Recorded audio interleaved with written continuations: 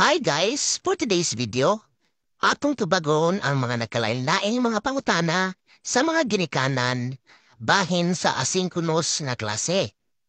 Ang unang pangutana, wala na pud ba'y klase?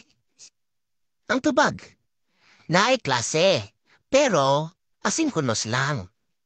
Ang sunod nga pangutana, usa ba'y pasabot anang asynchronous na klase, ma'am and sir? Ang tubag, ang bata dili kinahanglan nga moadto sa eskwelahan para mosulod o moapil sa face-to-face nga klase. Apan siya anaay pagabuhaton sa balay. Ang tamutana, usabay buhaton sa balay sa mga bata, ma'am and sir. Ang tubag, ang iyang buhaton mao ang pag-answer o pag-study sa kung unsa man ang gihatag ni teacher sa iyaha nga pagabuhaton sa balay. Kining ginatawag nga asynchronous activity. Kung daghan ang gihatag ni teacher, then asynchronous activities. Ang sunod nga pangutana, ma'am and sir, dili mi kabaluon saon pag-answer sa activity nga imong gihatag sa among mga anak. Ang tubag, kung wala kaayo nasabtan ang instruction ni teacher, pwede kaayo ka mangutana sa iya.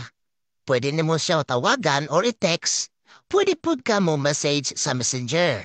Gikan sa 7:15 sa buntag hangtod sa alas 4:15 sa hapon. And then, ang mga dates to remember.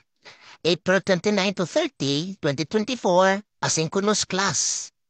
May 1, 2024, walay klase kay tungod, holiday o Labor Day ka na.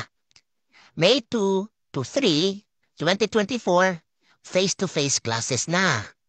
Ang pangutana, teacher, nano mag-asynchronous class man pa? Ang tubag sa pangutana, kinit tungod sa kainit nga atong nasinati karong mga panahon na. Baong, inom og tubig para dili ka ma-dehydrate. Amping og ampo kanunay.